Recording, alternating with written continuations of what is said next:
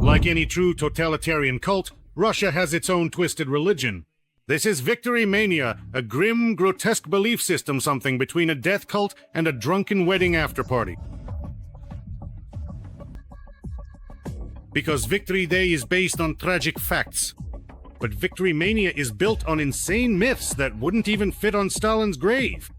In Russia, delusions have literally been canonized, like the idea that Russians single-handedly defeated Nazi Germany, even without the help of other nations. And apparently the USSR was fighting against all of United Europe. And the help from the Allies was minimal. The pact to divide the world between Stalin and Hitler is just Photoshop, and the occupation of Eastern Europe is Soros' invention. And the Russian soldier is the epitome of kindness and mercy. The population began to evacuate.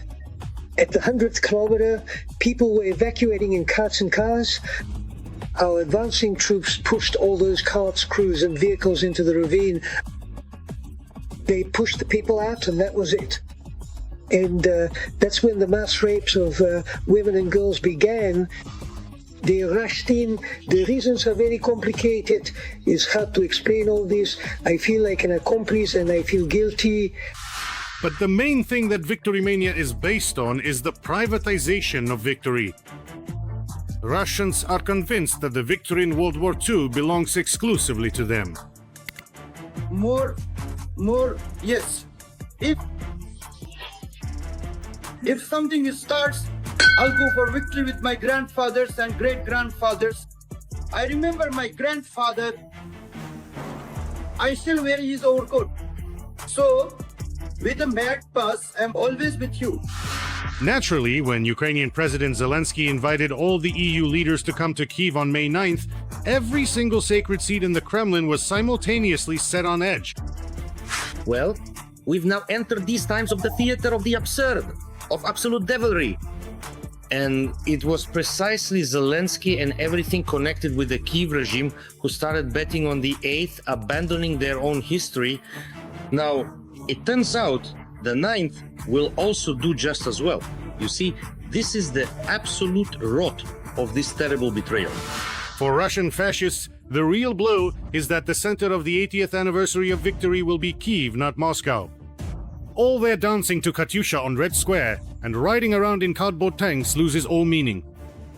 If the leaders of the civilized world come to the capital of Ukraine, it means that Moscow has lost its victory.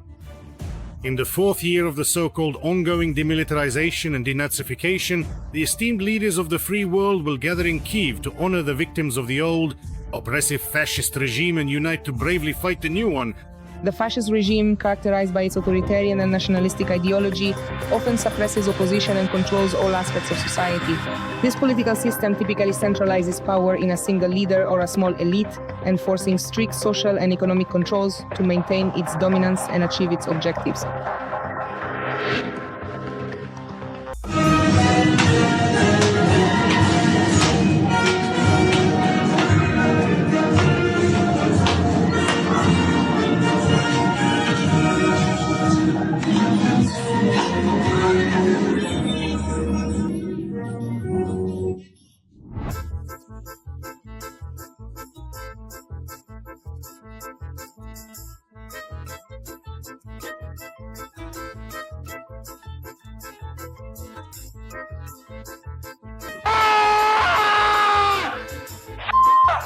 We absolutely need to clearly show that we can indeed stand up for ourselves. We possess the necessary equipment, even though they persistently say we're pulling parts out of kettles, which is simply not true. So let them see that we're not doing that.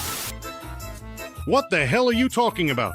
Everyone who doesn't shout to Berlin and doesn't pour it down themselves. The 12th round of Frontline 100 grams, dancing on the hood of a car, are considered heretics and traitors to the motherland. Victory Mania is a clear marker of who is us and who is them. It's no coincidence that in 2014, pro-Kremlin militants wore the symbol of victory mania, the St. George ribbon, to distinguish themselves from Ukrainians.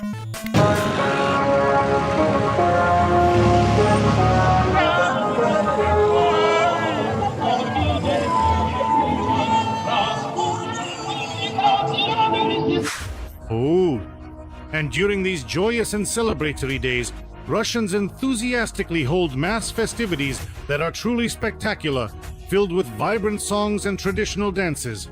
These grand celebrations often include impressive parades, showcasing national pride, and magnificent fireworks displays that light up the night sky. For the Russian people, this period is not just a holiday, but a deeply cherished and significant occasion, representing a time of unity, cultural expression, and collective joy. Even though the war wasn't even over on May 9th, Soviet people kept dying in battles with Japan, but no one even truly remembers that at all anymore now, sadly.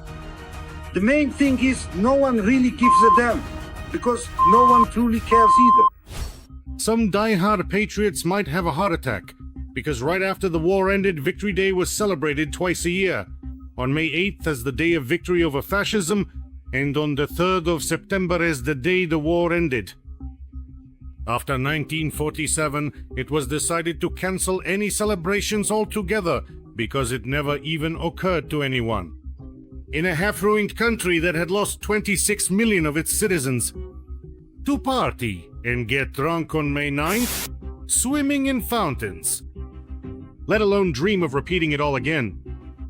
Victory Day wasn't celebrated in the Soviet Union for 17 years, and only on the 20th anniversary was it restored as a holiday. That day can be considered the birthday of Victory Mania. But it was Putin's regime that truly turned Victory Day into a farce. War is victory. War is truly love. War is indeed a very true friend. War is the future laid down in peace. Let this remain in our memories. And yes, it is very important that you can pass this on to future generations. Like any death cult, Victory Mania demands sacrifices. And the Kremlin has already started announcing a terrible terrorist attack for May 9th. As usual, they blamed Ukraine, thus giving themselves free rein to commit any crime. A terrorist attack is planned for May 9th, and the task is precisely to ensure that the leaders of European states are not harmed, because then an investigation will begin and it will become clear that Europeans are behind these terrorist acts. And American intelligence agencies, at least the part that doesn't answer to Trump. We all know how the Putin regime automatically blames its own miscalculations and crimes on the Banderites. Just like it was after the terrorist attack at Crocus. Before that, all tragedies were blamed on Chechens or sea mermaids. The Kremlin's statement about some kind of provocations on May 9th suggests that the Kremlin is planning to carry out yet another crime against humanity. So, if you value your life, don't go to Putin's parades of misery and madness.